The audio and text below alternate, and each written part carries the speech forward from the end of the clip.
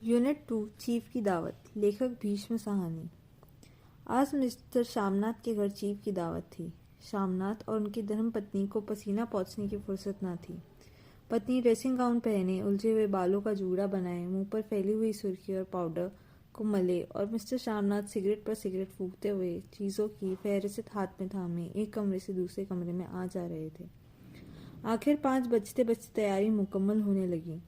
कुर्सियाँ, मेज, तिपाइयाँ, नैपकिन, फूल सब बरामदे में पहुंच गए। ड्रिंक का इंतजाम बैठक में कर दिया गया। अब घर का फालतू सामान अलमारियों के पीछे और पलंगों के नीचे छिपाया जाने लगा। तभी श्यामनाथ के सामने सहसा एक अड़चन खड़ी हो गई। माँ का क्या होगा? इस बात की ओर न उनका और न उनकी कुशल गृहिणी का ध्यान गया था। मिस्टर श्यामनाथ श्रीमती की ओर घूमकर अंग्रेजी में बोले, माँ का क्या होगा? श्रीमती काम करते करते ठहर गई। थोड़ी देर तक सोचने के बाद बोली, इन्हें पिछवाड़े इनकी सहेली के घर भेज दो। रात भर बेशक वहीं रहे, कल आ जाए। श्यामनाथ सिगरेट मुंह में रखे सुकड़ी आंखों से श्रीमती के चेहरे की ओर देखते हुए पल भर सोचते रहे। फिर सिर हिलाकर बोले, नहीं, मैं नहीं चाहता कि उस बुढ़िया का आना जाना यहाँ फिर से शुरू हो। पहले ही बड़ी मुश्किल से बंद किया था। माँ से कहे कि जल्दी ही खाना खा के शाम को ही अपनी कोठरी में चली जाए। मेहमान कहीं 8 बजे आएंगे, इससे पहले ही अपने सब काम से निपट लें। सुझाव ठीक था, दोनों को पसंद आया। मगर फिर सहसा श्रीमती बोल उठी, जो वे सो गई और नींद में खराटे लेने लगी तो साथ ही तो बरामदा है जहाँ लोग खाना खाएंगे। तो इन्हें कह देंगे कि अंदर से दरवाज़ा बंद कर ले, मैं बाहर से ताला लगा दूंगा। या माँ को कह देता हूँ कि अंदर जाकर सोए नहीं, बैठी रहे, और क्या। और जो सो गई तो डिनर का क्या मालूम कब तक चले। 11-11 बजे तक तो तुम ड्रिंक ही करते रहते हो। श्यामनाथ कुछ खींच उठे, हाथ झटकते हुए बोले, अच्छी भली ये भाई के पास जा रही थी, तुमने यूं ही खुद अच्छा बनने के लिए बीच में ही टांग अड़ा दी। वाह, तुम माँ और बेटे की बातों में मैं क्यों बुरी बनूं? तुम जानो और वह जाने। मिस्टर श्यामनाथ चुप रहे। ये मौका बहस का ना था, समस्या का हल ढूंढने का था। उन्होंने घूमकर माँ की कोठरी की ओर देखा। कोठरी का दरवाज़ा बरामदे में खुलता था। बरामदे की ओर देखते हुए झट से बोले, मैंने सोच लिया है। और उन्हीं कदमों माँ की कोठरी के बाहर जा खड़े हुए। माँ दीवार के साथ एक चौकी पर बैठी दुपट्टे में मुंह सिर लपेटे माला जप रही थी। सुबह से तैयारी होती देखते हुए माँ का भी दिल धड़क रहा था। बेटे के दफ्तर का बड़ा साहब घर पर आ रहा है, सारा काम सुबीती से चला जाए। माँ, आज तुम जल्दी खाना खा लेना, मेहमान लोग 7:30 बजे आ जाएंगे। माँ ने धीरे से मुंह पर से दुपट्टा हटाया और बेटे को देखते हुए कहा, आज मुझे खाना नहीं खाना है। बेटा, तुम तो जानते हो मांस मच्छी बने तो मैं कुछ नहीं खाती। जैसे भी हो अपने काम से जल्दी निपट लेना। अच्छा बेटा। और माँ, हम लोग पहले बैठक में बैठेंगे, उतनी देर तुम यहाँ बरामदे में बैठना। फिर जब हम यहाँ आ जाएं तो तुम गुसल खाने के रास्ते बैठक में चली जाना। माँ आवक बेटे का चेहरा देखने लगी, फिर धीरे से बोली, अच्छा बेटा। और माँ, आज जल्दी सो नहीं जाना, तुम्हारे खराटों की आवाज़ दूर तक जाती है। माँ लज्जित सी आवाज़ में बोली, क्या करूँ बेटा, मेरे बस की बात नहीं है। जब से बीमारी से उठी हूँ, नाक से सांस नहीं ले सकती। मिस्टर श्यामनाथ ने इंतज़ाम तो कर दिया, फिर भी उनकी उधेड़-बुन ख़त्म नहीं हुई। जो चीफ अचानक उधर आ निकले तो 8-10 मेहमान होंगे, देसी अफसर, उनकी स्त्रियां होंगी, कोई भी गुसल खाने की तरफ जा सकता है। शोभ और क्रोध में वे झुंझलाने लगे। एक कुर्सी को उठाकर बरामदे में कोठरी के बाहर रखते हुए बोले, आओ माँ, इस पर जरा बैठो तो। माँ माला संभालती, पल्ला ठीक करती उठी और धीरे से कुर्सी पर आकर बैठ गई। यूं नहीं माँ, टांगे ऊपर चढ़ाकर नहीं बैठते, ये खाट नहीं है। माँ ने टांगे नीचे उतार ली। और खुदा के वास्ते नंगे पांव नहीं घूमना, न ही वे खड़ाऊ पहनकर सामने आना। किसी दिन तुम्हारी खड़ाऊ उठाकर मैं बाहर फेंक दूंगा। माँ चुप रही। कपड़े कौन से पहनोगी माँ? जो है वही पहनूंगी बेटा, जो कहो पहन लूं। मिस्टर श्यामनाथ सिगरेट मुंह में रखे फिर अधखुली आंखों से माँ की ओर देखने लगे और माँ के कपड़ों को सोचने लगे। श्यामनाथ हर बात में तरतीब चाहते थे। घर का सब संचालक उनके हाथ में था। खूटियाँ कमरों में कहाँ लगाई जाए, बिस्तर कहाँ पर बिछे, किस रंग के पर्दे लगाए जाए, श्रीमती कौन सी साड़ी पहने, मेज किस साइज की हो। श्यामनाथ की चिंता थी कि अगर चीफ की साक्षात माँ से हो गया तो कहीं लज्जित नहीं होना पड़े। माँ को सिर से पांव तक देखते हुए बोले, तुम सफ़ेद कमीज और सफ़ेद सलवार पहन लो माँ, पहन के आओ तो ज़रा देखूं। माँ धीरे से उठी और अपनी कोठरी में कपड़े पहनने चली गई। ये माँ का झमेला ही रहेगा। उन्होंने फिर अंग्रेजी में अपनी स्त्री से कहा, कोई ढंग की बात हो तो भी कोई कहे, अगर कहीं कोई उल्टी सीधी बात हो गई, चीफ को बुरा लगा तो सारा मज़ा जाता रहेगा। माँ सफ़ेद कमीज और सफ़ेद सलवार पहनकर बाहर निकली। छोटा सा कद, सफ़ेद कपड़ों में लिपटा, छोटा सा सूखा हुआ शरीर, धुंधी आंखें, केवल सिर के आधे जड़े हुए बाल पल्ले की ओट में छिप पाए थे। पहले से कुछ ही कम कुरूप नजर आ रही थी। चलो ठीक है, कोई चूड़ियाँ वूड़ियाँ हों तो वो भी पहन लो, कोई हर्ज नहीं। चूड़ियाँ कहाँ से लाऊं बेटा, तुम तो जानते हो सब जेवर तुम्हारी पढ़ाई में बिक गए। ये वाक्य श्यामनाथ को तीर की तरह लगा। तिनक कर बोले, ये कौन सा राग छेड़ दिया माँ, सीधा कह दो नहीं है जेवर बस। इससे पढ़ाई वढ़ाई का क्या ताल्लुक है, जो जेवर बिका तो कुछ बनकर ही आया हूँ, निरा लंडूरा तो नहीं लौट आया। जितना दिया था उससे दुगना ले लेना। मेरा जीभ जल जाए बेटा, तुमसे जेवर लूंगी। मेरे मुंह से यूं ही निकल गया, जो होते तो लाख बार पहनती। 5:30 बज चुके थे। अब मिस्टर श्यामनाथ को खुद भी नहा धोकर तैयार होना था। श्रीमती कब की अपने कमरे में जा चुकी थी। श्यामनाथ जाते हुए एक बार फिर से माँ को हिदायत करते गए, माँ रोज की तरह गुमसुम बन के नहीं बैठी रहना। अगर साहब इधर आ निकले और कोई बात पूछे तो ठीक तरह से बात का जवाब देना। मैं ना पढ़ी ना लिखी बेटा, मैं क्या बात करूंगी। तुम कह देना माँ अनपढ़ है, कुछ जानती समझती नहीं, वह नहीं पूछेगा। 7 बजते बजते माँ का दिल धक धक करने लगा। अगर चीफ सामने आ गया और उसने कुछ पूछा तो वह क्या जवाब देंगी। अंग्रेज को तो दूर से ही देखकर वह घबरा उठती थी। यह तो अमरीकी है, ना मालूम क्या पूछे, मैं क्या कहूँगी। माँ का जी चाह कि चुपचाप पिछवाड़े विधवा सहेली के घर चली जाए, मगर बेटे के हुक्म को कैसे टाल सकती थी। चुपचाप कुर्सी पर से टांगे लटकाए वहीं बैठी रही। एक कामयाब पार्टी वो है जिसमें ड्रिंक कामयाबी से चल जाए। श्यामनाथ की पार्टी की सफलता शिखर को चूमने लगी। वार्तालाप उसी ओर में बह रहा था जिस रो में गिलास भरे जा रहे थे। कहीं कोई रुकावट ना थी, कोई अड़चन ना थी। साहब को विस्की पसंद आई थी, मैम साहब को पर्दे पसंद आए थे, सोफा कवर का डिजाइन पसंद आया था, कमरे की सजावट पसंद आई थी। इससे बढ़कर क्या चाहिए। साहब तो ड्रिंक के दूसरे दौर में ही चुटकुले और कहानियां कहने लग गए थे। दफ्तर में जितना रोब रखते थे, यहाँ पर उतने ही दोस्त अरवर हो रहे थे। और उनकी स्त्री काला गाउन पहने, गले में सफ़ेद मोतियों का हार, सेंट और पाउडर की महक से ओत प्रोत कमरे में बैठी सभी स्त्रियों की आराधना का केंद्र बनी हुई थी। बात बात पर हंसती, बात बात पर सिर हिलाती, और श्यामनाथ की स्त्री से तो ऐसे बातें कर रही थी जैसे उनकी पुरानी सहेली हो। और इसी रो में पीते पिलाते 10:30 बज गए। वक्त गुजरने पता ही नहीं चला।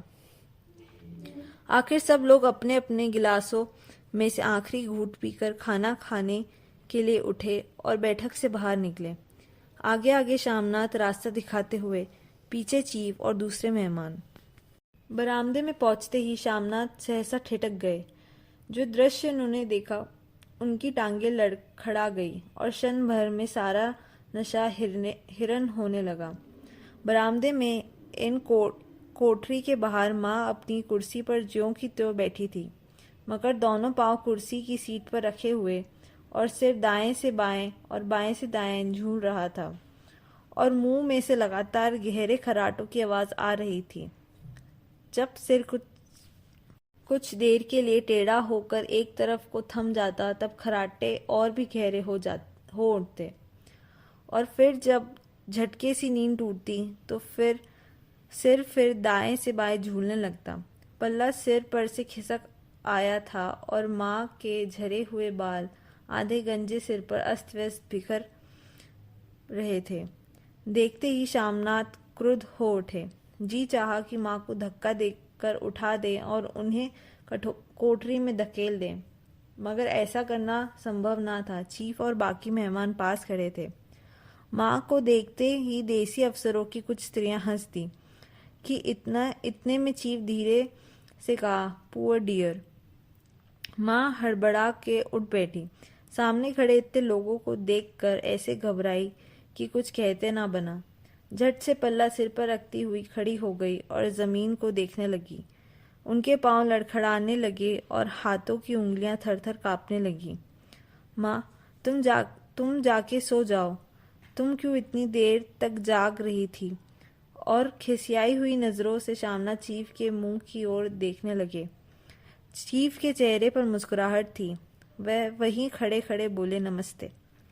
माँ ने झिझकते हुए अपने में सिमटते हुए दोनों हाथ जोड़े, मगर एक हाथ दुपट्टे के अंदर माला को पकड़े हुए था, दूसरा बाहर। ठीक तरह से नमस्ते भी ना कर पाई। शामनाथ इस पर भी खिन्न हो उठे। इतने में चीफ ने अपना दायां हाथ मिलाने के लिए माँ की ओर किया। माँ और घबरा उठी। माँ, हाथ मिलाओ। पर हाथ कैसे मिलाती? दायां हाथ में तो माला थी। घबराहट में माँ ने बायां हाथ ही साहब के दाएं हाथ में रख दिया। शामना दिल ही दिल में जल उठे। देसी अफसरों की स्त्रियां खिलखिला कर हंस पड़ी। यूं नहीं माँ, तुम तो जानती हो दायां हाथ मिलाया जाता है, दायां हाथ मिलाओ। मगर तब तक चीफ माँ का बायां हाथ ही बार बार हिलाकर कह रहे थे, हाउ डू यू डू।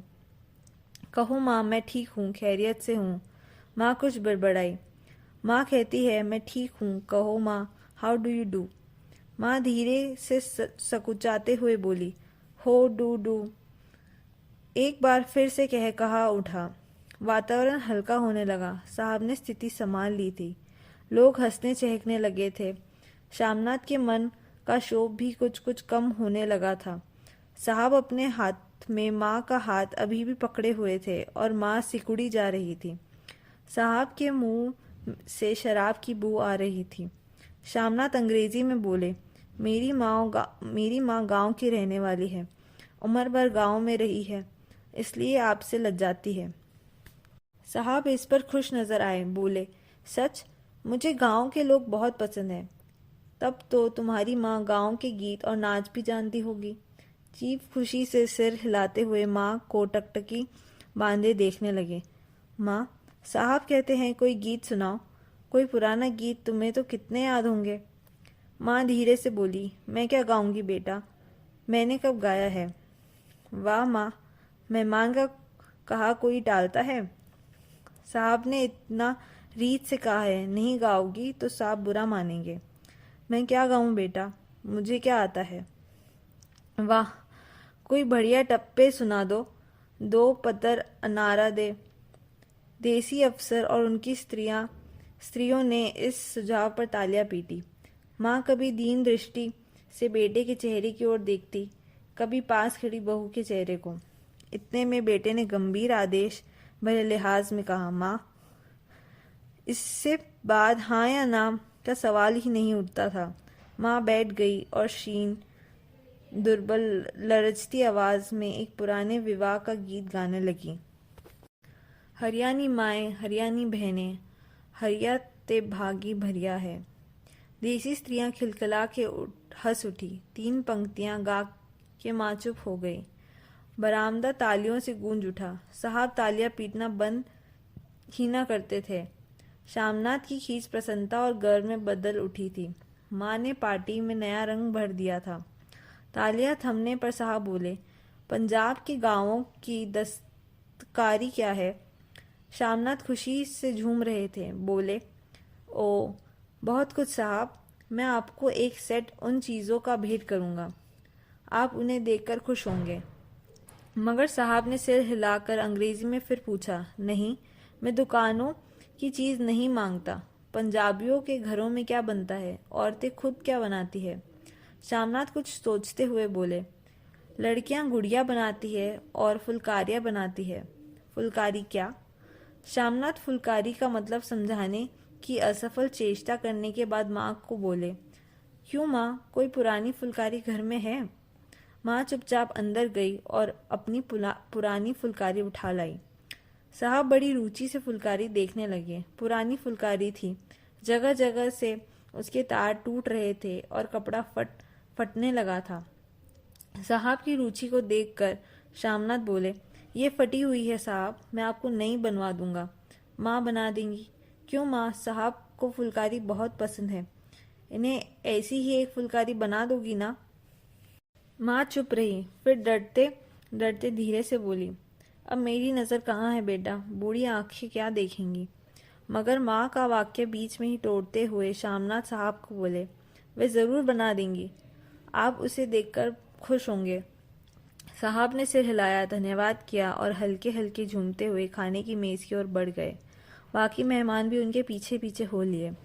जब मेहमान बैठ गए और माँ पर से सबकी आंखें हट गई तो माँ धीरे से कुर्सी पर से उठी और सबसे नज़रें बचाती हुई अपनी कोठरी में चली गई। मगर कोठरी में बैठने की देर थी कि उनकी आंखों में छल छल आंसू बहने लगे। वे दुपट्टे से बार बार उन्हें पोंछती, पर वे बार बार उमड़ आते, जैसे बरसों का बांध तोड़कर उमड़ आए हों। माँ ने बहुतेरा दिल को समझाया, हाथ जोड़े, भगवान का नाम लिया, बेटे के चिरायु होने की प्रार्थना करी, बार बार आंखें बंद की, मगर आंसू बरसात की पानी की जैसे थमने में ही ना आते थे। आधी रात का वक्त होगा। मेहमान खाकर एक एक करके जा चुके थे। माँ दीवार से सटकर बैठी आंखें फाड़ दीवार को देखे जा रही थी। घर के वातावरण में तनाव ढीला पड़ चुका था। मोहल्ले की निस्तब्धता श्यामनाथ के घर भी छा चुकी थी। केवल रसोई में प्लेटों की खनकने की आवाज़ आ रही थी। तभी सहसा माँ की कोठरी का दरवाज़ा जोर से खटकने लगा। माँ, दरवाज़ा खोलो। माँ का दिल बैठ गया, हड़बड़ाकर उठ बैठी। क्या मुझसे फिर कोई भूल हो गई है? माँ कितनी देर से अपने आप को कोस रही थी कि क्यों उन्हें नींद आ गई, क्यों वह ऊँघने लगी। क्या बेटे ने अभी तक क्षमा नहीं किया? माँ उठी और कांपते हाथों से दरवाज़ा खोल दिया। दरवाज़ा खुलते ही श्यामनाथ झूमते हुए आगे बढ़ आए और माँ को आलिंगन में भर लिया। ओ अम्मी, तुमने तो आज रंग ला दिया। साहब तुमसे इतना खुश हुआ कि क्या कहूँ। ओ अम्मी, अम्मी। माँ की छोटी सी काया सिमट कर बेटे के आलिंगन में छिप गई। माँ की आंखों में फिर से आंसू आ गए। उन्हें पूछती हुई धीरे से बोली, बेटा तुम मुझे हरिद्वार भेज दो, मैं कब से कह रही हूँ। श्यामनाथ का झूमना सहसा बंद हो गया और उनकी पेशानी पर फिर तनाव के बल पड़ने लगे। उनकी बाहें माँ के शरीर पर से हट आईं। क्या कहा माँ? यह कौन सा राग तुमने फिर छेड़ दिया?